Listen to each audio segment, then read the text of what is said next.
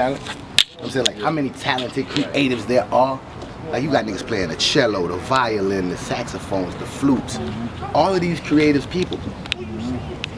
You can express yourself creatively, and if you can take that creative ability and market it to bring about a tangible product that you can take and exploit. You don't have to let nobody exploit you. Exploit your own works. I'm not saying exploit in a bad term. That's the term that's used in this business. These are works to be exploited for profit. Who's profiting off of your music?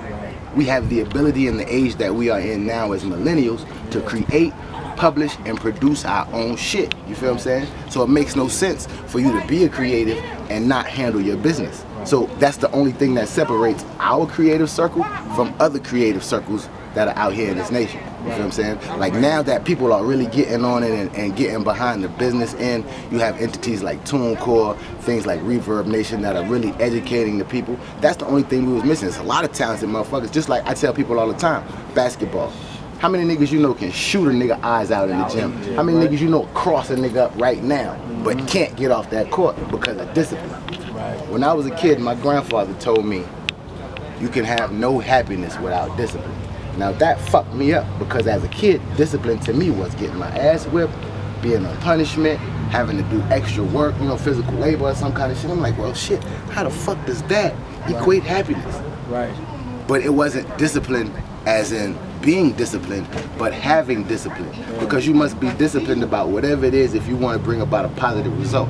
If you will dedicate the time and the effort into your craft as you do into looking like you do what you do or that you aspire to do, then you will be that much more further ahead. It's the degrees of separation that let the people that have that one song that changes their life, change their life. Because most people want the fame.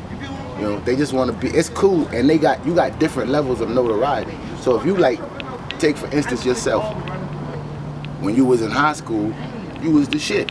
Everything come through you. You feel what I'm saying? So now, you know niggas that's stuck at that mode because that's the height of where they're at, and they have no vision past that.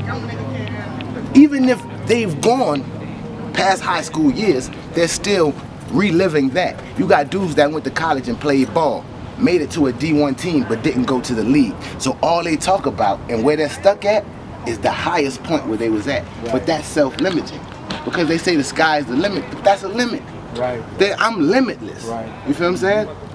We passed the sky. That in itself is a limit. You place a limit when you say that it's the limit. The sky is the limit. Well, no, it is no limit. Right. So just be mindful with the positive thoughts, you know what I'm saying? Because thoughts are things, and we bring about what we want, you know what I'm saying? Any thought that you hold in your motherfucking subconscious, you can manifest into a physical reality. Like, that's word life, man. Like, word sound is power. So any mantras that you repeatedly put out there, that's why I really have a dislike of what's going on in the industry right now with a bunch of, you know, just killing yourself, man. You know what I'm saying? Like, a lot of that shit that they perpetuate and promote is not real. So